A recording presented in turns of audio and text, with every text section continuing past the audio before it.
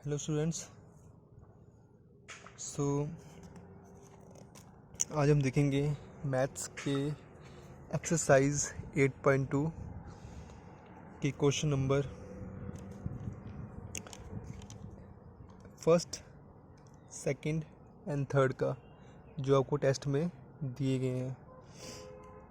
So simple question है, आराम से देखेंगे सब समझ आ जाएगा। फर्स्ट क्वेश्चन देखते हैं हम। फर्स्ट क्वेश्चन है, a man got a 10% increase in salary. Means किसी आदमी की कुछ सैलरी है जिसमें उसको 10% का इंक्रीज मिला।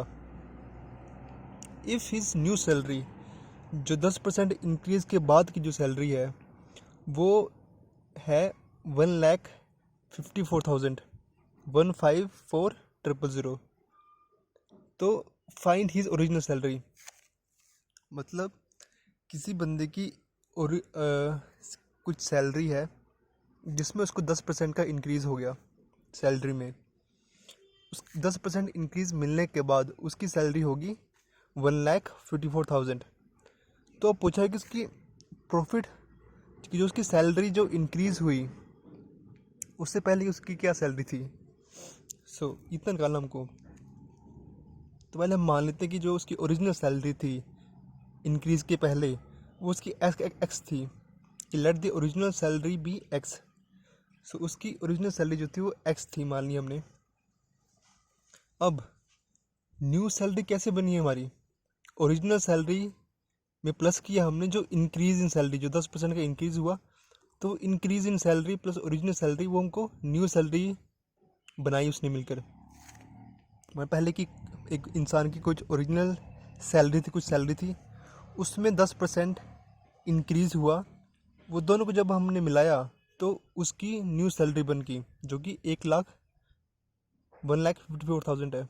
ठीक है, तो अब इसको लिख के सकते हैं हम, एक्स जो उसकी ओरिजिनल सैलरी थी प्लस 10% ऑफ ओरिजिनल सैलरी जो कि प्रॉफिट हुआ उसको, जो कि उसको इंक्रीज़ हुआ। तो इंक्रीज़ कितना हुआ? 10% इंक्रीज़ हुआ। किसका 10%? जो उसकी ओरिजिनल सैलरी थी उसको 10% इंक्रीज़ हुआ। तब जाके हमारे पास जो न्यू सैलरी 1,54,000 आया। तो ये हमारे पास आया कि x original salary plus increase in salary.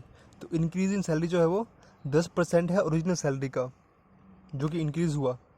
इन दोनों को मिलाकर ओरिजिनल सैलरी और जो इंक्रीज़ हुआ 10% इन ओरिजिनल सैलरी का जो इंक्रीज़ हुआ वो मिलाकर हमको न्यू सैलरी मिली जो कि 1,54,000 है। ठीक है, तो हमको ओरिजिनल सैलरी निकालनी है। तो हम इसको कैसे लिख सकते हैं कि 10x plus 10% of x.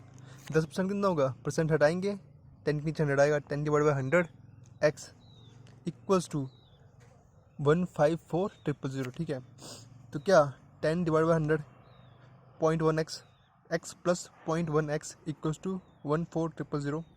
So 1.1x equals to 154,000। So x कितना हो गया?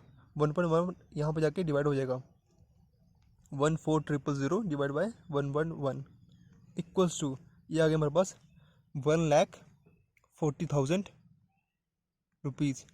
सो उसकी ओरिजिनल सैलरी जो हमारे पास आई वो क्या है? 1,40,000। सिंपल क्वेश्चन था। क्या इसका मतलब है कि 1,40,000 उसकी ओरिजिनल सैलरी थी।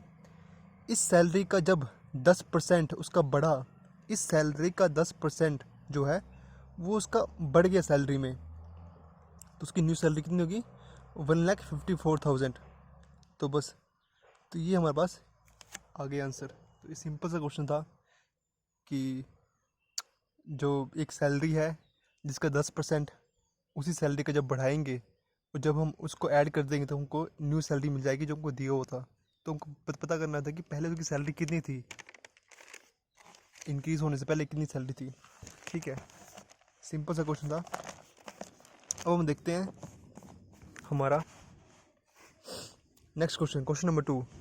क्वेश्चन नंबर 2 है कि on Sunday 845 people went to zoo. Zoo होता है चिड़ियाघर। तो ये क्वेश्चन में बोला हुआ है कि संडे को 845 पीपल जू गए। मंडे को, उसके अगले दिन, on Monday only 169 people went to zoo. सिर्फ 169 पीपल जू गए। अब पता है संडे को सभी फ्री होते हैं, छुट्टी होती हैं, इसलिए संडे को ज़्यादा बंदे गए और मंडे को कम बंदे गए। ठीक है, 169 बंदे मंडे को गए।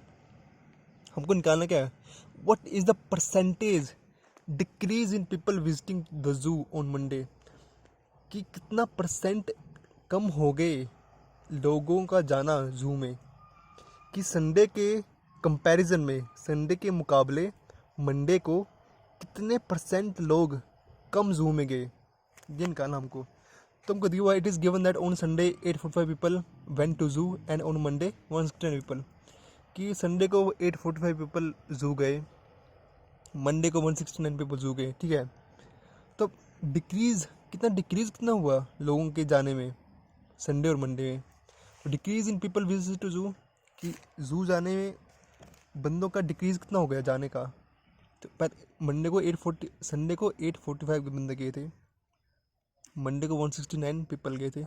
तो 845 माइनस 169 676, सो 676 पीपल जो है वो कम गए संडे से मुकाबले मंडे में। 676 पीपल कम जू में विजिट किया उन्होंने, कम जू में गए। सो ये तो आ गया decrease in people visiting to zoo. अब इसका परसेंटेज निकालना हमको कि कितना परसेंट कम गए। ठीक है, तो डिक्रीज इन परसेंटेज निकालना हमको।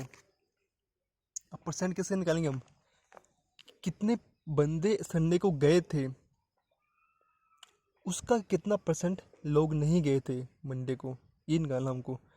तो तुमको क्या, decrease in number of people went to zoo, ठीक है, divide by people went to zoo on Sunday, ठीक है, इनटू मल्टीप्लाई। मैंने आपको बताया है कि जब परसेंट लगाते हैं हम तो मल्टीप्लाई बाय 100 होता है, और जब परसेंट हटाते हैं हम तो डिवाइड बाय 100 होता है। ये हमको लगाना पड़ता है। अगर आप किसी टर्म के साथ परसेंट लगा रहे हो तो उसको मल्टीप्लाई बाय 100 भी करो, और परसेंटेज किसी टर्म से हटा रहे हो तो डिवाइड बाय 100 भी करो। ठीक है, ये एक रूल होता है। ठीक है, तो हम परसेंटेज निकाल सकते हैं कि जितने बंदे, जैसे आप निकालते हो परसेंटेज इन 8th क्लास कि जैसे आप 8th क्लास के एग्ज़ाम दोगे, फिर आपके कुछ मार्क्स आएंगे, आपके कुछ टोटल मार्क्स होंगे, तो परसेंटेज कैसे निकालते हो कि कितने परसेंट मार्क्स आए आपके, कैसे निकालते हो, जितने मार्क्स आए हैं divide by total marks into 100। ठीक है, इसमें हमको निकालना है कि कितना डिक्रीज़ हुआ लोगों का जाना, तो कितने परसेंटेज में कितने परसेंट लोग कम गए मंडे को एज़ कम्पेयर टू संडे।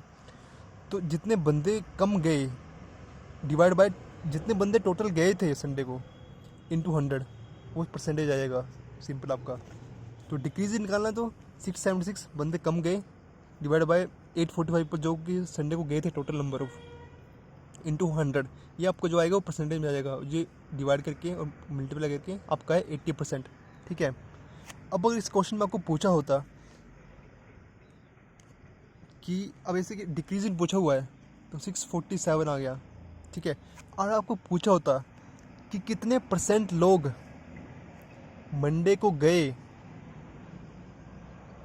जू, तो कितना, तो आप यहाँ पर 676 की जगह 169 लिखते कि एज़ कम्पेयर टू संडे कितने परसेंट लोग मंडे को गए, तो आप यहाँ के लिखते 169 डिवाइड बाई 845 इंटू 100, तो उतना परसेंट आता है जितने बंदे जू को गए हैं मंडे को एज़ कम्पेयर टू संडे। लेकिन पूछा क्या हुआ है कि कितने लोग कम गए मंडे को एज़ कम्पेयर टू संडे, तो डिक्रीज इन जो जितने कम बंदे गए उतना ऊपर आएगा divide by total number of people जो कि संडे को गए इंटू 100, तो वो आपका परसेंटेज में आ जाएगा।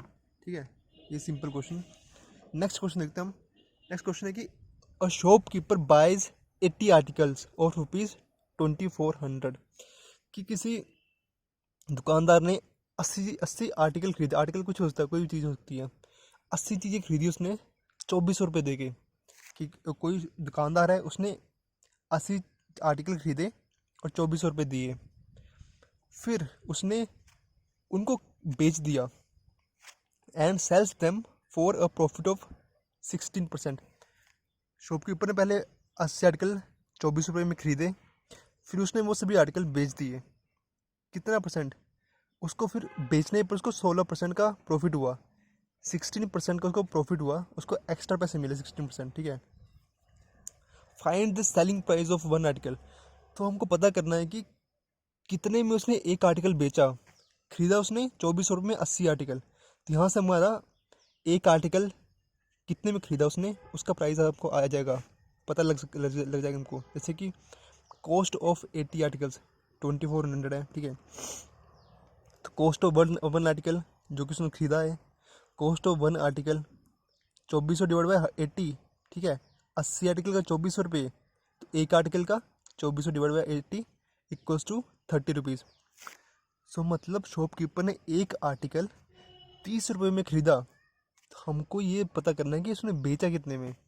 तो बेचा सिंपल है, जितना खरीदा उसने प्लस जितना उसको प्रॉफिट हुआ उतने में उसने बेचा। ठीक है, सिंपल ऐसे ही होता है।